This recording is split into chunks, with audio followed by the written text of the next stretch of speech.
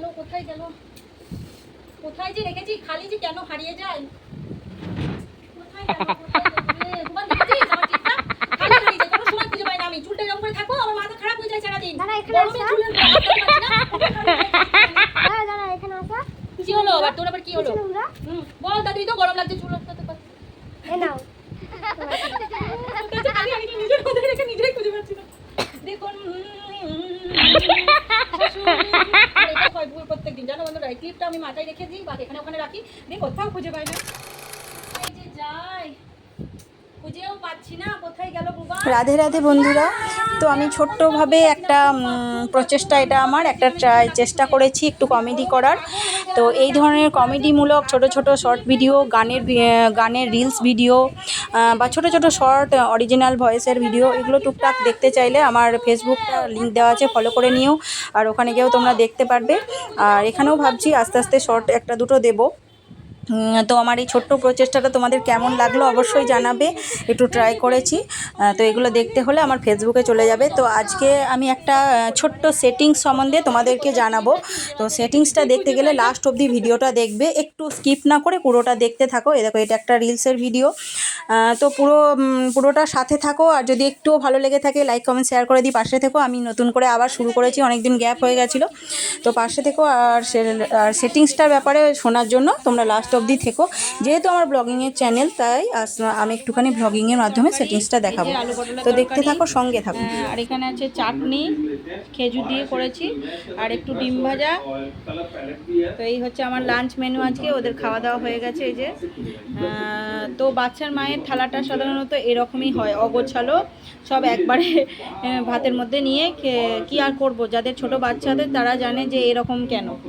সবাই ভাববে হয়তো সাজিয়ে গুছিয়ে কেন পরিবেশন করেনি।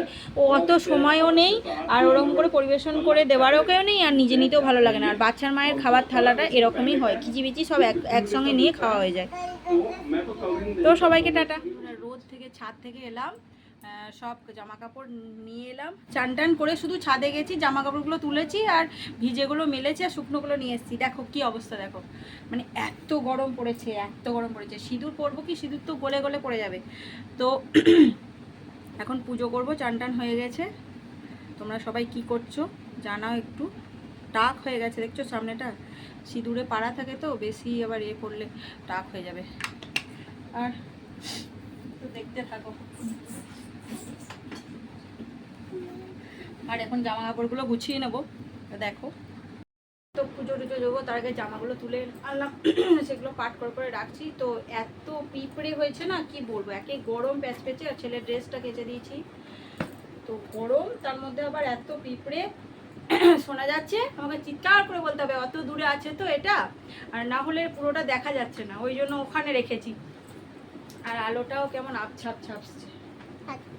তো এক এক করে জামাগুলো সব গুছিয়ে টুচিয়ে একদম ভরে রেখে দিয়ে তারপরে পুজো টুজো করে নেবো। ওদেরকে খাওয়ানো হয়েছে একটু একটু। তো এই যে জামা কাপড় গুছিয়ে নিলাম। চলো। রাধে কৃষ্ণ বন্ধুরা, কেমন আছো তোমরা? আশা করছি তোমরা খুব ভালো আছো। ভগবানের আশীর্বাদে আর তোমাদের ভালোবাসায় আমিও খুব ভালো আছি। তো আজকে আমি তোমাদের সাথে একটুখানি শেয়ার করব যে কপিরাইট, মানে তোমার ভিডিওতে বা রিলসে কপিরাইট এলে তুমি কিভাবে চেক করবে যে সেটাতে কপিরাইট এসেছে কিনা, বা কোথায় থেকে চেক করবে। ওটা দেখে নেওয়া খুব জরুরি, না হলে দীর্ঘদিন ধরে ওটা পেজের মধ্যে বা আইডির মধ্যে থেকে গেলে ইস্যু চলে আসতে পারে, রেস্ট্রিক্টেড করে দিতে পারে। তো তার জন্য তোমাদের সাথে সেটা শেয়ার করব। তো বেশি আর কথা বাড়াবো না, চলে যাই ফোনে, মোবাইলের স্ক্রিনে। তো দেখো ফার্স্টে যে এখান থেকে আমি ফেসবুকটা অন করে নেব। তো তোমরাও ফেসবুকটা ফার্স্টে অন করে নেবে। অন করে নেওয়ার পর ফেসবুকে ক্লিক করে ওই যে 3 ডট দেখছো, এই যে কোনায় যে 3 ডট থাকে ওটাতে যাবে। ওটাতে গিয়ে তারপরে যেতে হবে সেটিংস অ্যান্ড প্রাইভেসিতে। সেটিংস অ্যান্ড প্রাইভেসিতে যাওয়ার পর যেতে হবে এই যে উপরের দিকে স্ক্রল করে দেখতে পাবে হেল্প অ্যান্ড সাপোর্ট বলে লেখা আছে, হেল্প অ্যান্ড সাপোর্ট। তো ওখানে গিয়ে তারপরে সাপোর্ট ইনবক্সে যাবে। হেল্প অ্যান্ড সাপোর্টে যাওয়ার পর সাপোর্ট ইনবক্সে, তারপরে এই যে চলে এলো দেখছো। আমি দুটো রিপোর্ট করেছিলাম, সেই দুটো দেখাচ্ছে যে তো ওটা রিপোর্ট। আর ওই যে ইওর অ্যালার্ট বলে ওখানে ক্লিক করলে তুমি কী ভিডিওতে কপিরাইট এসেছে সেগুলো দেখতে পাবে, ইওর অ্যালার্ট যেটা দেখলে ওখানে। তো এবার দেখো আমার এতগুলো ভিডিওতে কিন্তু কপিরাইট চলে এসেছিলো, অনেকগুলো, প্রায় 8-9টা ভিডিওতে। তার মধ্যে লং ভিডিও আছে আর রিলস ভিডিও আছে। লং ভিডিওগুলো যেহেতু আমি ইউটিউবের সাউন্ডগুলো, মিউজিকগুলো নিয়েছিলাম, তো তাই জন্য। তো দেখতে পাচ্ছ ওগুলোতে লেখা আছে ক্লোজ। এই যে এটা দেখছো ক্লোজ লেখা আছে সব। এই যে দেখতে পাচ্ছ নিচে ক্লোজ ক্লোজ লেখা আছে ছোটো ছোটো করে, মানে ওগুলো আগে আমি কপিরাইট ক্লেমের আওতা থেকে সরিয়ে নিয়েছি। এবার আরেকটা এই যে দেখছো ওপেন লেখা আছে, ওপেন, এবার ওটাকে কিভাবে করব মানে তোমাদের যেগুলোতে আসে দেখানোর জন্য ওটা রেখেছিলাম। তো ওপেনে গিয়ে ক্লিক করবে, তারপরে এই যে সি ডিটেলস বলে এসছে ওখানে ক্লিক করবে, তারপরে ওই যে কন্টিনিউ করে ক্লিক করতে করতে করতে চলে যাবে। তারপরে দেখবে 3টে অপশান আসবে, আমার এখানে 2টো দেখাচ্ছে। তো তোমরা যখন দেখবে 3টে অপশান আসবে, তো সেই জায়গাটা আসুক আমি বলছি। তো ওখানে অ্যাকসেপ্ট বলে লেখা আছে। তো 3টে অপশানের মধ্যে একটা হবে যে হয়তো ভিডিওটা তোমার অরিজিনাল কিন্তু কারো তুমি মিউজিক অ্যাড ইউজ করেছো, সেক্ষেত্রে ওটা করতে হবে। 3 রকম থাকে। আর যেখানে দেখা গেল তোমার ভিডিও অরিজিনাল নয়, মিউজিকটাও অরিজিনাল নয়, কারো ডাউনলোড করা ভিডিও তুমি দিয়েছো, তো সেক্ষেত্রে আর কোনো দিকে তাকাবে না, সেটা সম্পূর্ণ ডিলিট করে নেবে। এই যে কন্টিনিউ, এই যে অ্যাকসেপ্ট চেঞ্জ দেখতে পাচ্ছ আমি ওটাতে করে দিয়েছি, কারণ আমার ভিডিওটা অরিজিনাল, মিউজিক ইউজ করেছিলাম। তো অ্যাকসেপ্ট চেঞ্জে করলে তারপরে আর সাবমিট যেটা ওটা হচ্ছে তোমার ভিডিও অরিজিনাল আর মিউজিকও অরিজিনাল, সেক্ষেত্রে ওখানে একটা মেল করে দিতে হয় যে আপনারা ভুল করে আমাকে কপিরাইট দিয়েছেন, আমার সবই কিছুই অরিজিনাল, তখন ওরা ঠিক করে দেয়। তো অ্যাকসেপ্ট চেঞ্জ মানে কি, ভিডিওটা মানে আমার অরিজিনাল কিন্তু গানটা আমি যেহেতু অন্যের মিউজিক ইউজ করেছি, তাই ওখানে অ্যাকসেপ্ট করলাম যে গানটার ওনার যিনি, আমার যা আর্নিং হবে এই ভিডিওটা থেকে তিনি অর্ধেক নেবেন আর আমি অর্ধেক নেবো, সেইটা করে অ্যাকসেপ্ট করা হলো। এই যে অ্যাকসেপ্ট চেঞ্জ। তো এবার এটা এই যে দেখছো এবার you accepted the video change, মানে সবুজ হয়ে গেছে, মানে এখানে আমার এই ভিডিওটায় আর কপিরাইট ক্লেম নেই। তো সবাই অনেকেই বলে যে ডিলিট করে দেওয়া ভালো, যতগুলো কপিরাইট আছে সবাই কিন্তু তোমরা ডিলিট করো। এই যে সি ডিটেলস দেখতে পাচ্ছ হয়ে গেছে। এটাও এবার দেখবে ক্লোজ লেখা থাকবে, তো এরকম করে নিলে ক্লোজ লেখা থাকবে। যেগুলো ওপেন লেখা, এই যে সব যেগুলো ওপেন লেখা থাকবে তার মানে সেগুলোতে কপিরাইট এসছে।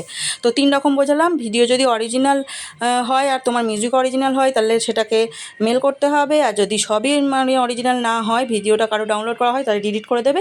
আর যদি ভিডিওটা অরিজিনাল মিউজিকটা অন্য কারো হয় তাহলে এক্ষেত্রে মানে যার মিউজিক ইউজ করেছো তিনি অর্ধেক আর্নিংটা অর্ধেক তিনি পাবেন, অর্ধেক তুমি পাবেন। তো এটা করে রাখাই ভালো।